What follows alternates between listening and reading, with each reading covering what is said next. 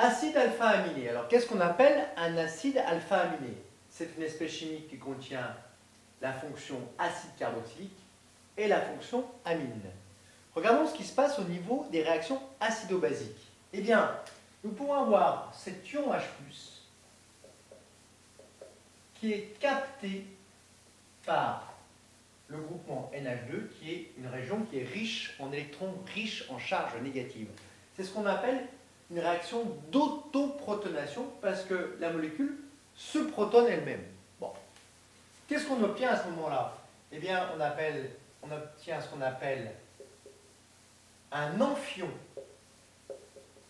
Eh ouais. Un amphion, qu'est-ce qu'il a comme propriété? Eh bien, c'est une espèce qui est amphotère. Pourquoi? Elle peut être à la fois un acide et une base. Prenons cet amphion. Eh bien, cet amphion, il peut fournir un ion H+, et donc être, dans ce cas-là,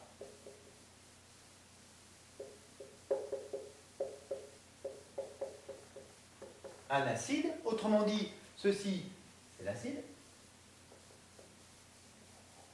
et ceci, c'est la base.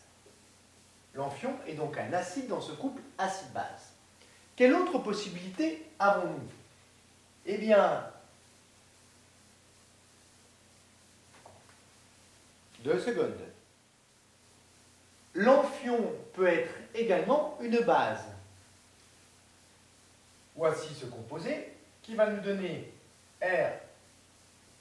RCHNH3+, CO, O-, plus H+. Nous retrouvons ici l'amphion, mais qui est capable, lui, de prendre un proton H+, donc qui se comporte comme une base, son acide conjugué étant ici. L'amphion est donc bien une espèce amphotère, car soit elle peut être un acide, soit elle peut être une base. Un acide alpha-aminé contient les groupes carboxyle CO2H et amine NH2 portés par le même atome de carbone. C'est évidemment cet atome de carbone qui contient à la fois le groupement NH2, groupement amine, et à la fois le groupement COOH, groupement carboxyle. R dans ce cas-là peut être une chaîne carbonée ou un hydrogène sur cette formule topologique de l'acide alpha-aminé. En solution aqueuse, on observe une autoprotonation de la molécule. Le proton H+, ici, vient se fixer sur NH2, qui est une région riche en électrons. Cette réaction donne un ion qu'on appelle un amphion.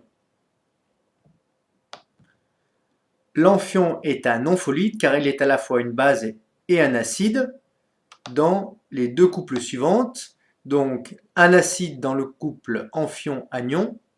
Voici l'amphion et voici la base conjuguée de l'amphion. Et il peut être également une base dans le couple cation-amphion. Voici le cation qui est l'acide de l'amphion qui est ici une base.